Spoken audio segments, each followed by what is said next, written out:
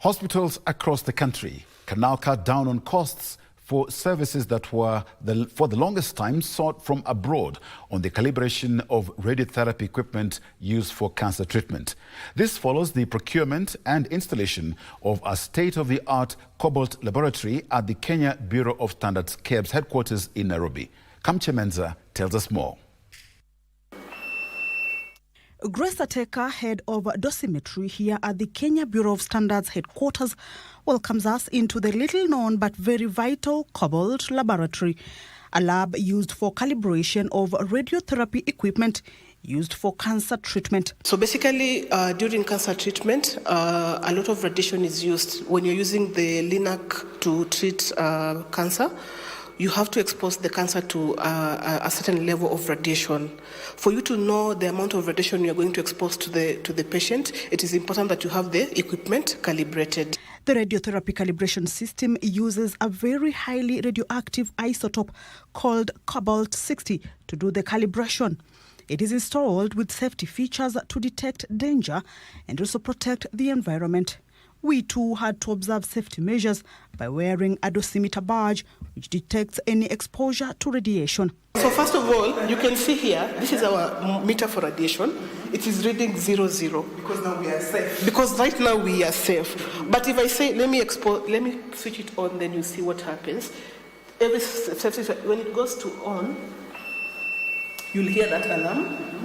And then that red light, the yellow light will come and say, grave danger, high radiation, and then you can see here, we are reading 4 and it's going high.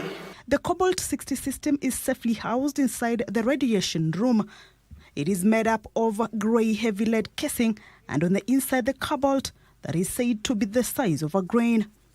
This is the calibration equipment known as a pharma chamber. We have our standard pharma chamber, and then the hospital also has its own pharma chamber, like this one. So they bring it here for calibration. During cancer treatment, remember you are projecting the radiation into someone's body. So when you're doing calibration also, we have to put this inside water. Using this, we do this, we put it like this. That imitates the human body? Yes, this is what you call a water phantom. Basically, the human body is usually 80% water. So what we do for us to ensure we're imitating the human body, we put this water into this water phantom, distilled water here, and then we put our chamber inside here. So this way we are mimicking the human body. Yes. So then we take measurements here with our chamber. Then we take the hospital chamber, we also take measurements, and then now we compare the two. And then we give them a correction factor. This is the only thing they have to bring for calibration, and then once they've brought this, they go to the LINAC and then use it to check the LINAC. If the equipment is not well calibrated, healthcare workers risk either overexposing or underexposing the cancer patient.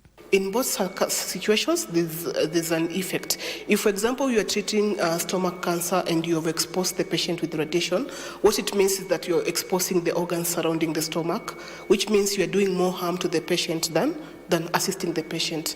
When it comes to underexposing, if you're supposed to give maybe say 40 gray, and then you're giving less, it means that the tumor is not going to be fully cured. This is where you hear scenarios where somebody has been treated cancer, it is not effective, maybe the cancer reoccurs, or they have to go to the hospital more times to get cure. So with this system here, we are able to ensure that all hospitals are able to give the correct dose to the patient during cancer treatment. The Cobalt laboratory was launched in March this year. Before we got this system here, they will take it to Germany, to Italy, to where to seek this service. But now, because we are here, they don't have to do that. They just bring it here.